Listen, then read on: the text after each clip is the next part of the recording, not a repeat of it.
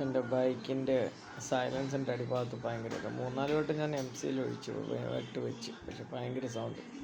ഈ സൗണ്ട് കേട്ട് കഴിഞ്ഞാൽ അവർക്കും പോലീസുകാർ ഫൈനടിച്ച് തരും, അവർ നോക്കത്തില്ല.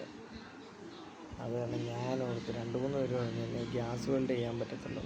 ഞാൻ പിന്നെ അത് എല്ലാം ഒഴിവാക്കി ഞാൻ ഇലക്ട്രിക് വെൽഡ് ചെയ്ത് നോക്കാം എന്നുള്ളൊരു തീരുമാനത്തിലെടുത്ത് അങ്ങനെ അതിൻ്റെ പൈപ്പും ഒരു സ്ക്വയർ ട്യൂബ് എടുത്ത് ചെറിയ രീതിയിൽ അതിനെ കട്ട് ചെയ്ത് 2 സൈഡിൽ ചെറിയ ലൈൻ ഇട്ടു.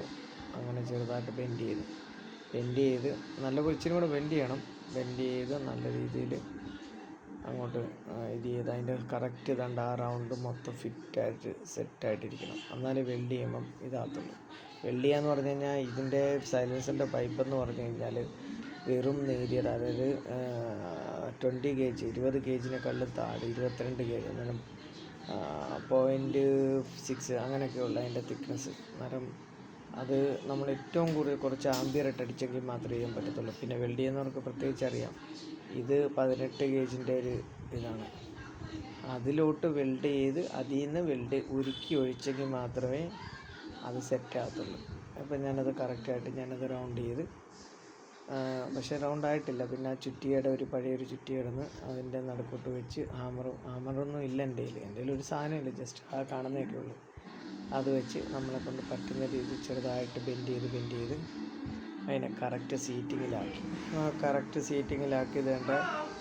അത് കറക്റ്റായിട്ട് സെറ്റായിട്ടുണ്ട്. സെറ്റായി.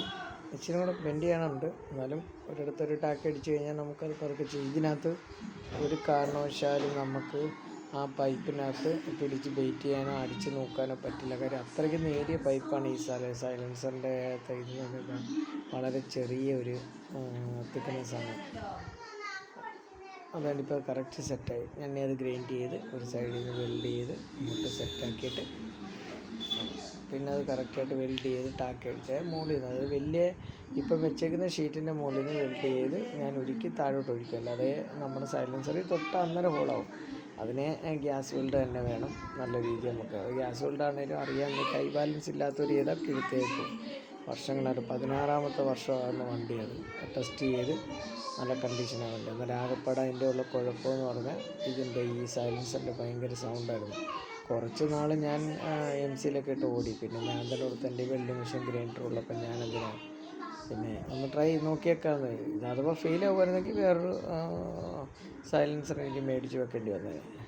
അപ്പം എൻ്റെ ഈ ഒരു കണ്ടീഷനായി നല്ല അടിപൊളിയായിട്ട് ചെയ്തു. പഴയ രീതിയിൽ തന്നെ സ്മൂത്തായിട്ട് തന്നെ വണ്ടി മുന്നോട്ട് വന്ന് ഞാനിപ്പം രണ്ടാമത് തിരിച്ച് ഫിറ്റ് ചെയ്യാനുള്ള എല്ലാം റെഡിയാക്കി ഒന്ന് തണുത്തിട്ട് ഫിറ്റ് ചെയ്യുക.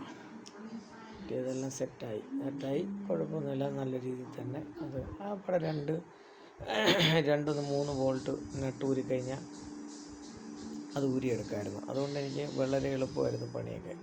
വലിയ റിസ്ക്കുള്ള പണിയൊന്നുമല്ല. ആകെപ്പാടെ റിസ്ക്കുള്ളതെന്ന് പറഞ്ഞാൽ വെൽഡ് ചെയ്യുന്ന സമയത്ത് നമുക്ക് ജസ്റ്റ് ആ ഒരു കൈ ബാലൻസ് വേണം, അല്ലെങ്കിൽ കഴുത്ത് ഹോള് വീണാൽ പിന്നെ അത് മെനക്കെടാവും. അല്ലാതെ വേറെ ഒരു ബുദ്ധിമുട്ടോ വണ്ടിക്ക് വന്നിട്ടില്ല, അത് ആ പൈപ്പിന് വന്നിട്ടില്ല.